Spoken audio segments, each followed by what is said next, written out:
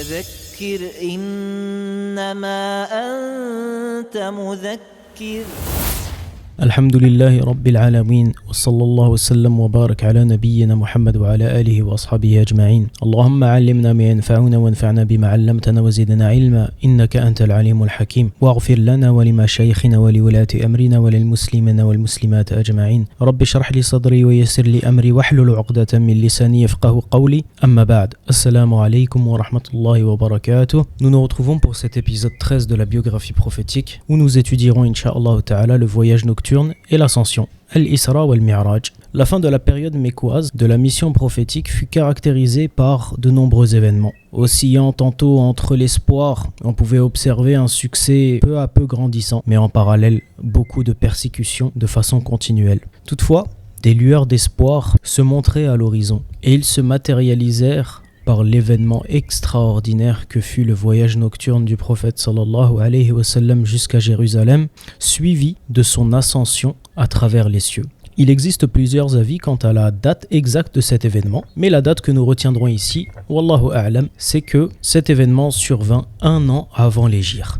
Ibn al-Qayyim, rahimahullah ta'ala, nous rapporte que le messager d'Allah sallallahu alayhi wa sallam fut transporté physiquement depuis la mosquée sacrée jusqu'à la mosquée de Jérusalem, Masjid al-Aqsa, sur un animal qui s'appelle Al-Buraq, en compagnie de Jibril alayhi salam. À Jérusalem, il mit un pied à terre, il accrocha Al-Buraq à un anneau fixé dans la porte de la mosquée d'Al-Aqsa et dirigea ensuite une prière commune dont l'assemblée était composée par tous les prophètes qui l'avaient précédé dans l'histoire. Après cela, Jibril alayhi salam l'emmena jusqu'aux cieux sur le même animal. Lorsqu'ils atteignirent le premier ciel, Jibril alayhi salam demanda à l'ange gardien d'ouvrir la porte de ce ciel. Elle leur fut ouverte. Le prophète sallallahu alayhi wa sallam salua Adam alayhi salam, qui lui rendit son salut et lui souhaita la bienvenue et exprima sa foi en sa mission prophétique. Allah Ta'ala fit voir au prophète sallallahu alayhi wa sallam les âmes des martyrs qui se tenaient à droite de Adam alayhi salam et celles des malheureux qui se trouvaient à sa gauche. Jibril alayhi salam monta ensuite avec le prophète sallallahu alayhi wa sallam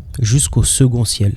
Jibril demanda l'ouverture de la porte et là le prophète sallallahu alayhi wa sallam a vu et a salué Isa ibn Maryam, Jésus le fils de Marie, et Jean, Yahya, fils de Zacharia, Zacharie, alayhimus salam. Ils le saluèrent à leur tour, l'accueillirent en lui souhaitant la bienvenue et exprimèrent leur foi en sa mission prophétique. Puis ils montèrent jusqu'au 3e ciel où se trouvait Joseph, Ya'qub alayhi salam. Ce dernier souhaita la bienvenue au prophète sallallahu alayhi wa sallam et exprima sa foi en sa mission prophétique. Ils montèrent ensuite au 4e ciel où il y eut un échange de salutations avec le prophète Enoch, Idris alayhi salam, qui reconnut aussi la mission prophétique de Muhammad sallallahu alayhi wa sallam. Au 5e ciel, le prophète sallallahu alayhi wa sallam rencontra Aaron alayhi salam et le salua. Il répondit à son salut et attesta de sa mission prophétique. Au 6e ciel, Moussa alayhi salam, avec qui ils se saluèrent, et Moussa alayhi salam exprima sa foi de sa mission prophétique. Et en voulant continuer son chemin, le prophète sallallahu alayhi wa sallam a vu que Moussa alayhi salam pleurait et lui en demanda la raison. Moussa alayhi salam répondit qu'il pleurait pour avoir vu un homme envoyé après lui en tant que messager, qui put mener au paradis davantage de gens que lui-même n'avait réussi à le faire. Puis le prophète sallallahu alayhi wa sallam a atteint le 7e ciel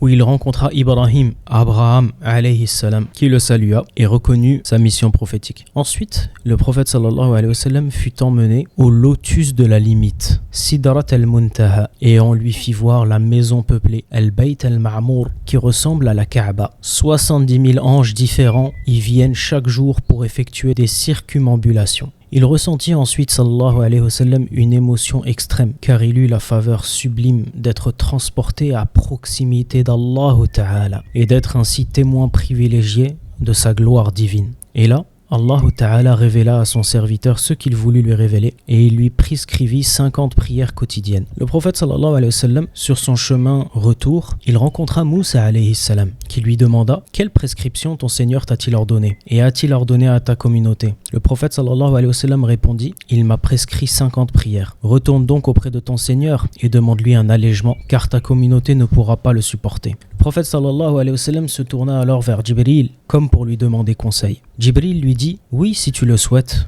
et il remonta avec lui auprès d'Allah Ta'ala. Dans une des versions d'Al-Bukhari, le prophète sallallahu alayhi wa sallam demeura sur place et Allah Ta'ala lui fit grâce de 10 prières. Le prophète sallallahu alayhi wa sallam redescendit et rapporta la nouvelle à Moussa alayhi salam, qui l'incita de faire à nouveau une requête auprès d'Allah Ta'ala pour que le nombre de prières soit diminué. Ceci se répéta jusqu'à ce que le nombre de prières fût réduit à 5. Moussa alayhi salam lui suggéra alors d'implorer une ultime réduction, mais le prophète sallallahu alayhi wa sallam a dit « Je suis retourné auprès de mon Seigneur tellement de fois que j'ai eu honte de revenir. J'agrée donc la prescription et je me soumets à son commandement. » Ibn al-Qayyim a souligné, en citant son cheikh Ibn Taymiyyah, qu'il y a eu divergence entre les compagnons pour savoir si le prophète sallallahu alayhi wa sallam a vu Allah Ta'ala de ses propres yeux ou non. Il a rapporté que certains compagnons étaient d'avis que le prophète sallallahu alayhi wa sallam avait vu Allah Ta'ala d'une vision oculaire, tandis que d'autres disaient qu'il avait vu Allah Ta'ala avec une vision du cœur. Les deux avis n'étant pas forcément contradictoires. Il est souligné que l'envoyé d'Allah sallallahu alayhi wa sallam vit Jibril alayhi salam près du lotus de la limite, Sidrat al-Muntaha. En effet, il le vit 2 fois au cours de sa vie sous sa réelle forme. La première fois sur terre et la seconde fois près du lotus de la limite. Wallahu ta'ala a'lam. Certains faits marquants ont caractérisé ce voyage nocturne, et parmi lesquels nous mentionnerons premièrement la poitrine du prophète sallallahu alayhi wa sallam qui fut fendue par Jibril alayhi salam et son cœur extrait et lavé avec de l'eau de source sacrée de Zamzam à la Mecque. Le deuxième point, c'est que 2 coupes furent apportées au prophète sallallahu alayhi wa sallam. Il y avait dans l'une du lait et dans l'autre du vin. Et il a choisi sallallahu alayhi wa sallam la coupe de lait et il en but. Jibril alayhi salam lui dit « Tu as été guidé par ta nature primordiale, c'est-à-dire la fitra. Si tu avais choisi le vin, ta communauté aurait sombré dans l'égarement. » Le troisième point, c'est que le prophète sallallahu alayhi wa sallam a dit avoir vu au paradis 4 fleuves, 2 apparents, le Nil et l'Euphrate, et 2 cachés. Le Nil et l'Euphrate décrivent symboliquement la région des vallées fertiles où le messager d'Allah sallallahu alayhi wa sallam trouvera un écho favorable. L'islam s'y établira et ses habitants demeureront toujours attachés de façon fervente à sa religion, qui sera transmise de génération en génération. Mais cela ne suggère en aucun cas que ces fleuves prennent leur source au paradis. Le 4e point, c'est que le prophète sallallahu alayhi wa sallam a pu voir Malik, le gardien de l'enfer, dont le visage était sombre et renfrogné. Il aperçut les habitants de l'enfer, parmi lesquels il y avait ceux qui s'appropriaient injustement les biens des orphelins. Ils avaient des bosses comparables à celles des chameaux. Ils avalaient des pierres brûlantes qui ressortaient ensuite par leur derrière. Il y avait aussi les gens qui mangeaient l'usure, riba. Leur ventre était trop gros pour qu'ils puissent se déplacer et ils étaient piétinés par la famille de Pharaon, que l'on exposait au feu de l'enfer. Il vit également ceux qui commettaient l'adultère. Ceux-ci se voyaient proposer de la viande grasse et savoureuse ainsi que de la viande pourrie, mais ils ne prenaient que de cette viande décomposée. Les femmes débauchées, quant à elles, étaient suspendues par leur poitrine. Le point numéro 5, c'est que le voyage nocturne suscita beaucoup d'émotions parmi les gens et de nombreuses questions furent posées au prophète sallallahu alayhi wa sallam par une foule de personnes sceptiques. Il leur dit qu'il avait vu des chameaux de commerçants mécois et eut lieu ici un miracle prophétique. Car le prophète sallallahu alayhi wa sallam avait vu des chameaux de commerçants mécois sur le chemin de retour. Puis, il leur donna les indications au sujet de ces chameaux et de ces caravanes. Il leur dit aussi qu'il avait bu de leur eau alors qu'ils étaient profondément endormis. Ibn al-Qayyim a dit à ce sujet, le matin de son retour parmi les gens de son peuple, l'envoyé d'Allah sallallahu alayhi wa sallam les informa des plus grands signes qu'Allah Ta'ala lui fit voir. Cela augmenta l'incrédulité des mécréants qui lui firent encore plus de mal et se montrèrent encore plus acharnés envers lui. Ils le harcelèrent de questions relatives à la description de la mosquée de Jérusalem où il ne s'était jamais rendu auparavant. Mais au grand étonnement de tous, le prophète sallallahu alayhi wa sallam leur fournit des informations extrêmement précises sur la cité de Jérusalem.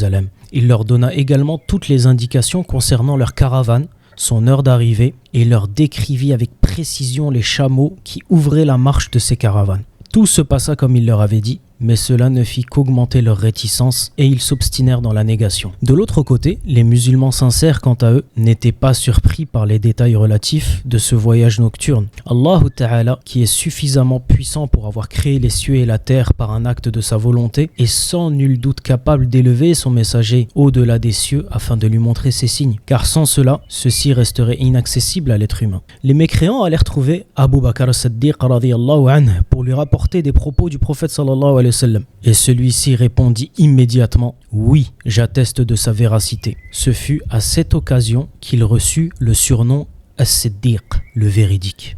La justification la plus concise et la plus éloquente de ce voyage est exprimée par les paroles d'Allah Ta'ala, qui dit dans le Coran « Subhanalladhi asra bi'abdihi laylan min al-masjid al-haram ila al-masjid al-aqsa alladhi barakna hawlahu linuriyahu min ayatina » Gloire et pureté à celui qui fit voyager de nuit son serviteur de la mosquée sacrée à la mosquée éloignée dont nous avons béni les alentours, afin de lui faire voir quelques-uns de nos signes. L'une des lois d'Allah Ta'ala consiste à montrer ses signes à ses envoyés. Ceci vient de la sagesse d'Allah Ta'ala. La connaissance qu'Allah Ta'ala enseigne à ses prophètes, ajoutée aux signes qu'il leur montre, leur confère une science certaine. Et grâce à cela, ils supportent les épreuves qui seraient trop dures pour les gens ordinaires. Le voyage nocturne qui conduisit le prophète sallallahu alayhi wa sallam à Jérusalem indiquait que la direction de l'humanité allait être enlevée aux Juifs à cause de leur comportement qui les rendait indignes d'assumer plus longtemps cette responsabilité. Cette charge incomberait désormais au messager d'Allah sallallahu alayhi wa sallam qui se voyait ainsi investi de la direction des deux centres de la prédication abrahamique, c'est-à-dire Jérusalem et la Mecque. Le temps était donc venu de transférer l'autorité spirituelle d'une communauté devenue irrespectueuse de la loi divine à une nouvelle communauté dont l'action serait fondée sur le bien et dont le prophète sallallahu alayhi wa sallam serait guidé par la révélation du Coran, le livre qui conduit vers la voie la plus juste. La prédication islamique était à l'aube d'une nouvelle phase en réalité, différente de la précédente. Les versets annonçant cette nouvelle ère étaient empreints d'un avertissement direct et non équivoque à l'adresse des polythéistes. De nombreux versets établirent les principes de la civilisation sur lesquels les musulmans devaient fonder leur société islamique. Tout se passe comme si les musulmans étaient en position de force, dominant la terre et formant une unité conférant la stabilité à la société qui est la leur. En fait, le Coran annonçait au prophète sallallahu alayhi wa sallam qu'il allait bientôt trouver un asile sûr, qui serait au centre d'où s'élancerait vers des contrées du monde sa prédication. C'est là un des secrets qui se dégage du voyage nocturne. C'est pour ça, wallahu a'lam, que cet événement s'est produit avant le premier serment d'Al-Aqaba, que nous étudierons dans l'épisode suivant. Hada wallahu ta'ala a'lam. Subhanaka Allahumma wa bihamdik, ashhadu an la ilaha illa ant, astaghfiruka wa atubu ilayk.